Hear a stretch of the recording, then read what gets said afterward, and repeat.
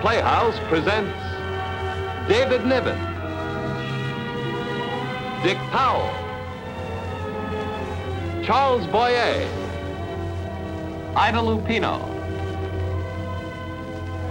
Brought to you by your neighborhood Singer Sewing Centers from coast to coast and the more than 32,000 members of the Singer organization who make, sell, and service Singer sewing machines for both industry and the home. Remember, Singer sells its products and services only through its company-owned Singer Sewing Centers, identified by the Singer and Red S trademarks on the storefront.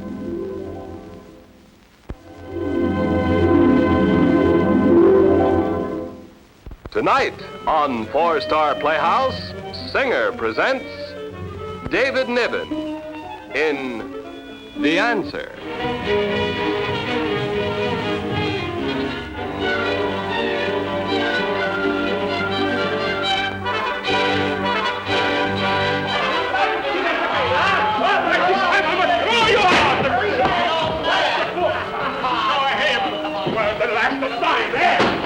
You bum cheat, to pay to you. That's the last time you're going to trick me out of the drink. Now listen to me, my good man. I'm no you good man. True, tonight you are not my good man. You are an uncouth lout, a miserable boor, and without question, the roughest bartender in the neighborhood. Go on and shut up your face. Deny me the right to imbibe, if you must, but my inalienable right to speak, never. Deacon, I'm telling you just one more times. Keep out of my place and leave my customers alone, or I'm break your neck. All right, Rocco, but rest assured, my congressman will hear of this outrage.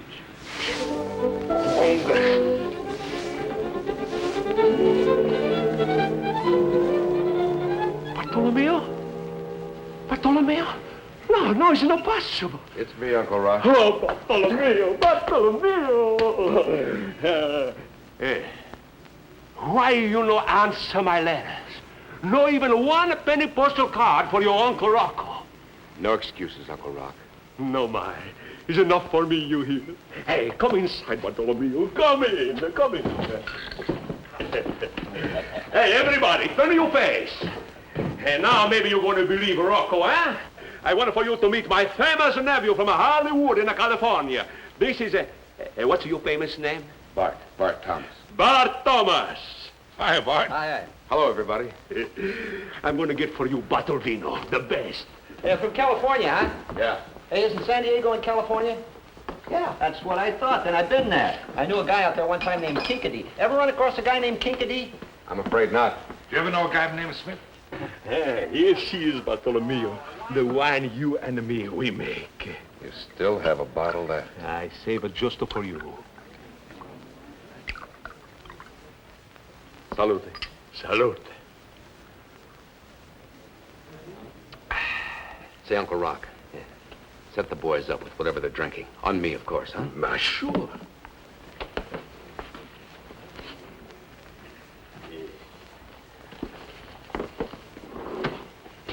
Hey, what's this? For the beer. What's the matter? You crazy or something? You're not going to spend 1 cent on my place. Rocco, he's going to bunch you for everything. That's very nice, Uncle Rocco. That's my pleasure. With the compliments of my famous nephew from Hollywood in California. Thanks, Mac. Hell, drink hearty, man. Say, Uncle Rock. Go ahead. Bartolomeo, why is it after all of these years you now come home?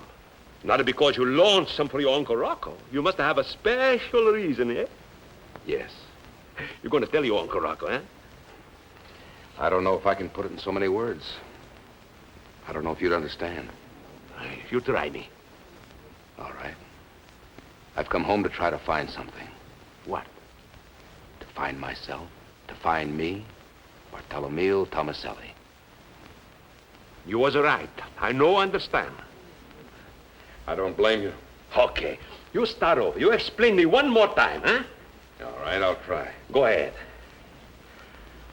Uncle Rocco, have you ever felt like you've come to the end? Felt completely finished, burned out? Like you couldn't ring up another sale or even pour another glass of wine? No. You try me again, eh? All right. You ever see any of my pictures? Sure, I see all of your page. You like the pictures I write? Sure, they're wonderful page. Why, Rocco? Why do you like them?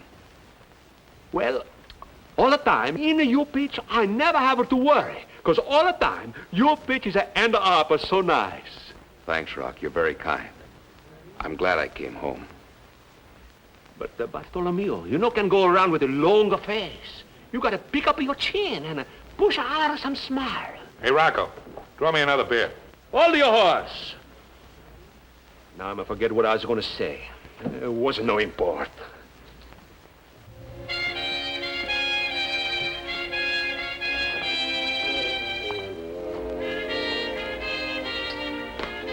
What a shape on that destroyer. The world should be in such a shape. Hey, Bartolomeo, I forgot to ask. You married? No? That's so good. I've got just the perfect recipe for to cheer you up. Please, Uncle Rocco. Shut up your face and leave it to me. Uncle Rocco, he knows what's best. Get yourself over here. Hey, Dolores. Hey, you like for me to give you an introduce to my famous nephew from Hollywoods in California? Did you say Hollywood? That's right. Dolores, I wanted for you to have the pleasure of meeting my nephew, Bart Thomas. Bart Thomas? You never hear from Bart Thomas? Bart Thomas, the big writer? Oh. Do you know any of the stars? Some. I'm an actress, too, you know. Actress. She's in the line at Clancy's joint in the village. I do a specialty, too, you know. I'm so sorry, Sarah Bernhardt. Ah, shut up. You do a specialty? Yeah, would you like to see it? Oh, I don't believe that's necessary. Hey, he's a die for to see your specialty. Go on, Dolores. Okay. Well, this is the way it is, see. I got on one of those short little skimpy costumes, you know, the kind with a lot of tassels on it. And they hit me in the eye with a blue and white spotlight. And all the girls move way, way back. Back, back, back, back. And... Da-da-da-da-da-da. Da-da-da-da-da-da. Da-da-da-da-da-da. Goody-woody-doo-doo-doo. Yeah. Pretty good, huh? Now dig this. This is the Egyptian motif. Da-da-da-da-da-da. Da-da-da-da-da-da. Da-da-da-da-da-da. Goody-woody-doo-doo-doo. Hey, Dolores, what about the old one? Yeah, sure. That's the one. Yeah. Goody-woody-doo-doo-doo. You. Hey, Dolores, one more. Come on. Thanks. Did you really like it, boss? Very much. You think I'm good enough for pictures? After all that work, you must be thirsty. Let me buy you a drink. What'll it be? Champagne cocktail. He's a buy, but I'm a pay. You drink beer. Okay. Hey, it's almost closing time. Would you like to come up to my place for a little snack? Maybe you would be a perfect recipe for a cheer up. Huh? I said, what would your folks think if you brought a stranger home at this hour? Oh, I live alone. Oh. Say, Rocco, while you're at it, set the boys up with a round on me. On you, eh? You keep spending money, I'm going to go broke. Set them up. Here's to Hollywood. Scuddy-wuddy, do.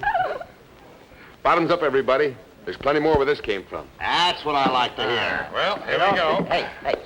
For he's a jolly good fellow, for he's a jolly good fellow, for he's a jolly good fellow, which nobody can deny, which nobody can deny. Hey, look. He's in again. A lovely rendition, gentlemen, a lovely rendition.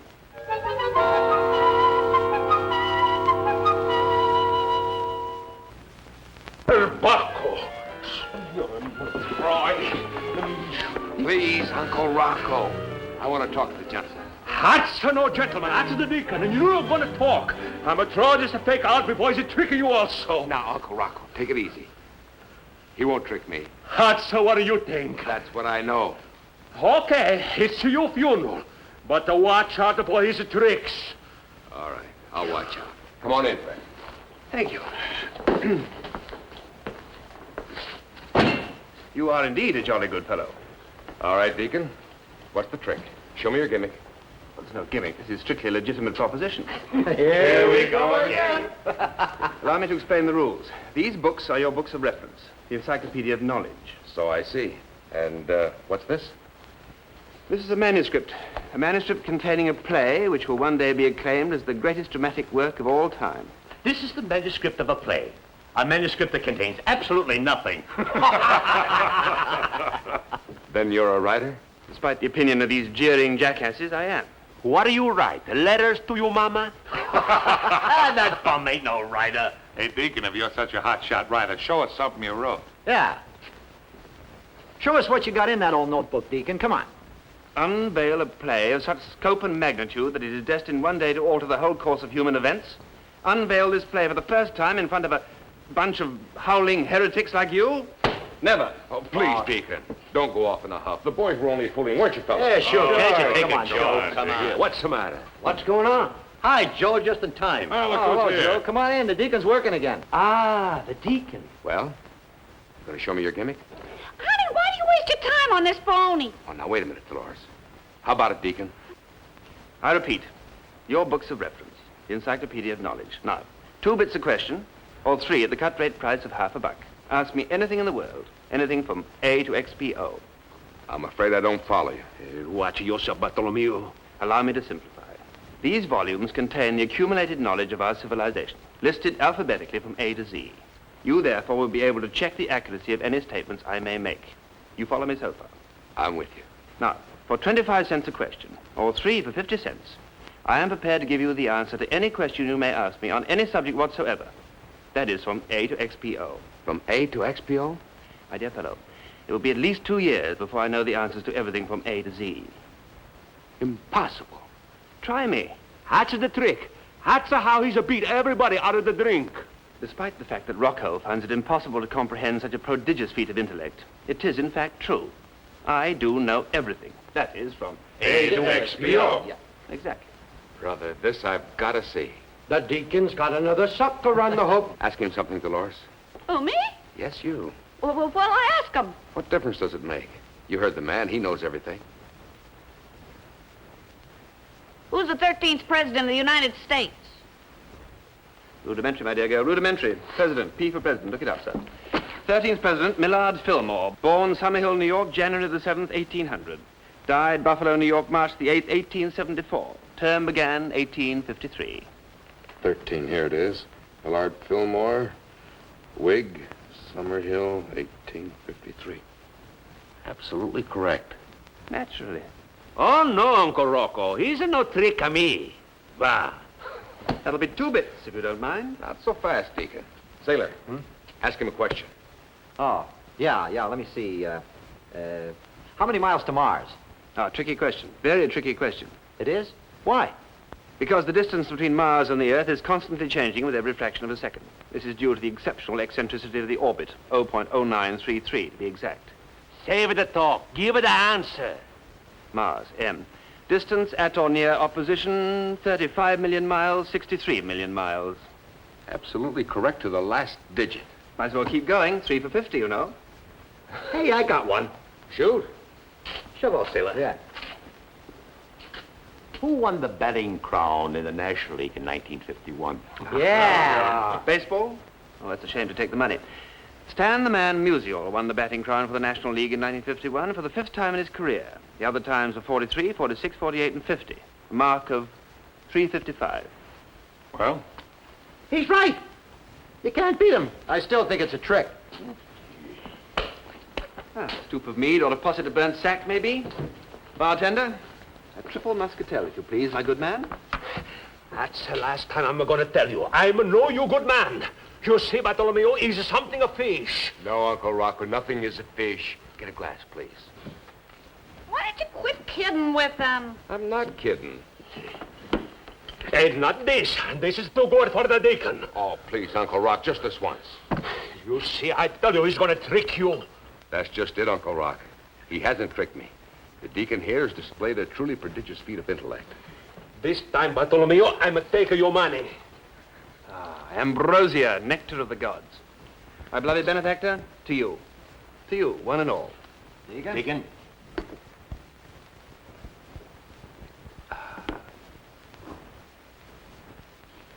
Well, adieu, fair friends, adieu.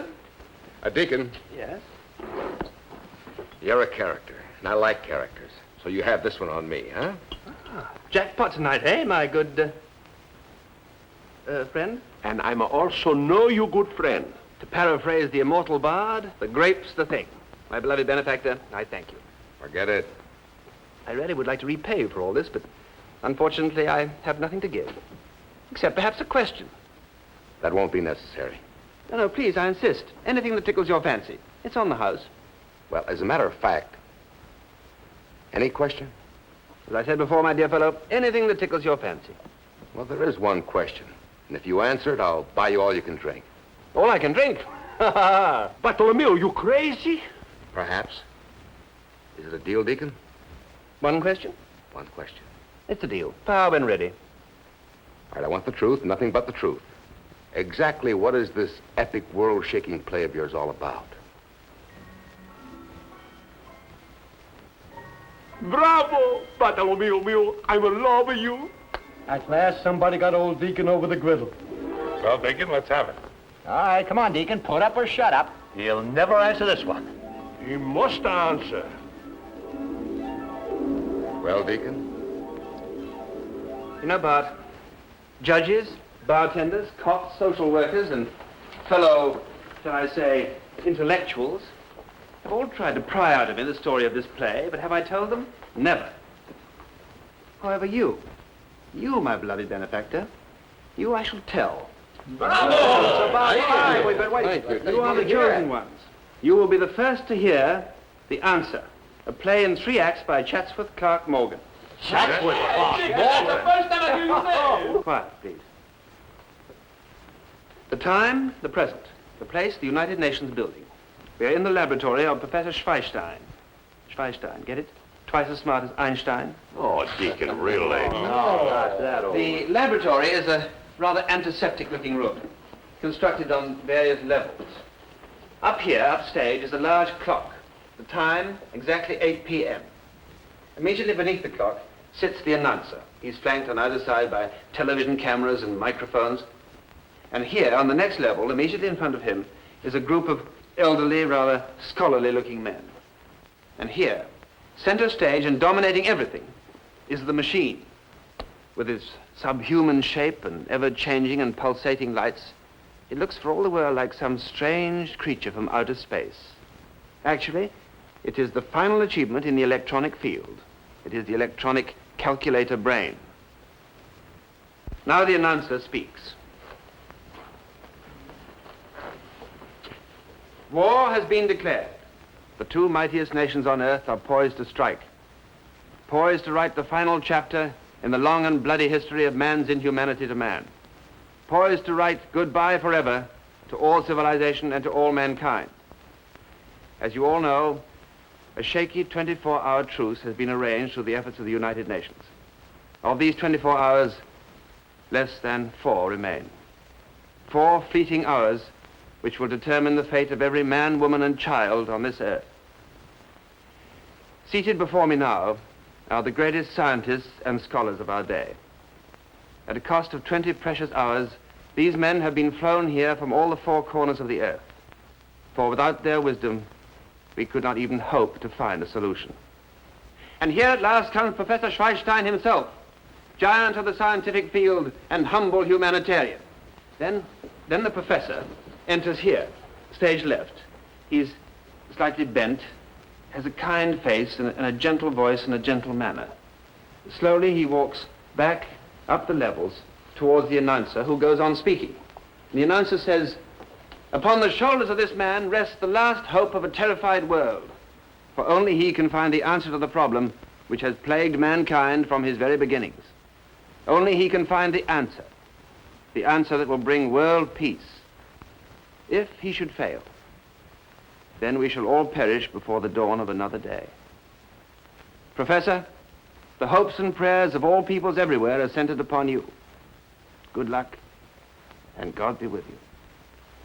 Then the professor walks slowly down the level. When he comes to the group of scholars, he looks over his shoulder at the clock and says, "Gentlemen, I will be brief. As you well know, for some time I have held the theory that there is no problem, however complex, that cannot be solved by mathematical formula. You see before you the electronic calculator brain. Without this instrument, our task would be completely hopeless. For not only can this machine calculate at a fantastic speed, but also it can think. Think and reason far more intelligently than we can, but also without human frailty and without human emotion. However, before it can think and reason, it must have the necessary knowledge with which to do so. We, therefore, must arm the brain with the wisdom of the centuries. Each of you in turn will step up to the machine and impart your own wisdom as clearly and as concisely as possible.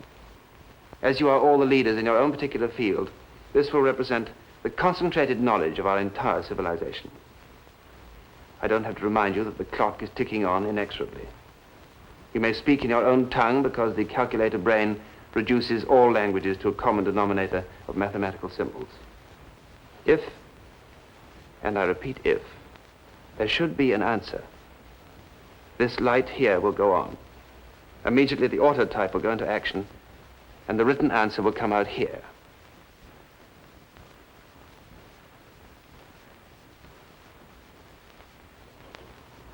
You know, this is exactly the spot where I got stuck in this play 15 years ago.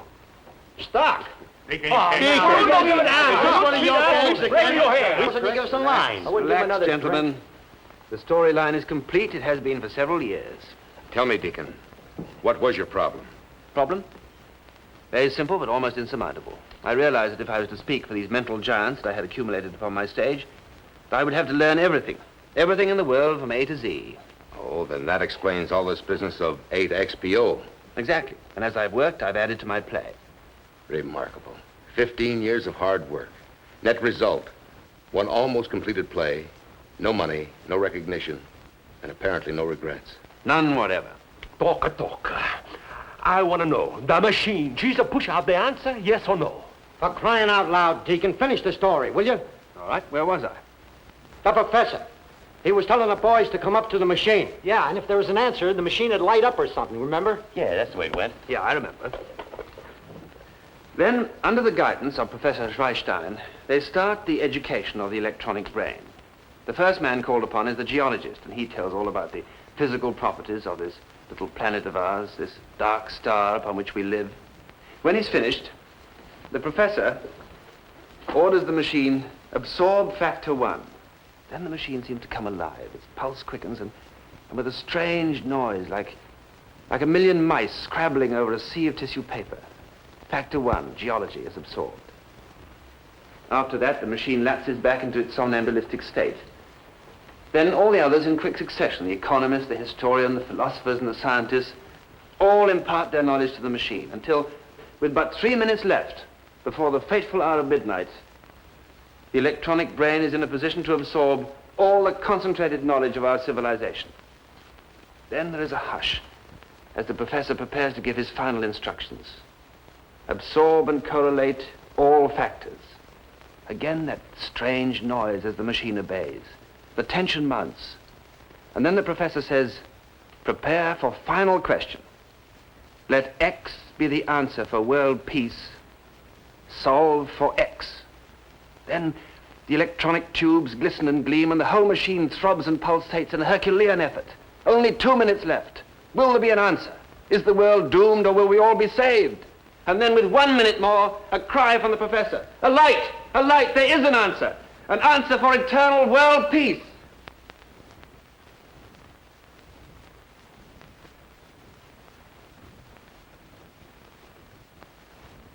One. I am the Lord thy God. Thou shalt have no other gods before me. 2. Thou shalt not make unto thee any graven image. 3. Thou shalt not take the name of the Lord thy God in vain. Remember the Sabbath, to keep it holy. Honor thy father and thy mother. Thou shalt not commit adultery. Thou shalt not bear false witness against thy neighbor. Thou shalt not covet. Thou shalt not steal. There's one more. Thou shalt not kill.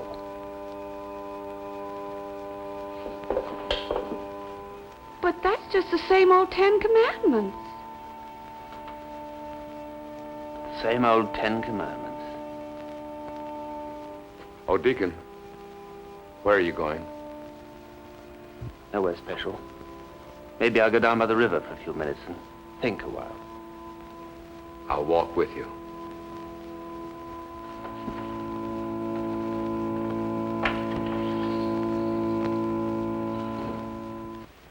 Ladies and gentlemen, on behalf of the 4-Star Playhouse and all the members of the Singer organization, thank you for being with us tonight. We hope that you've enjoyed our show. Join us again next week, won't you? Good night.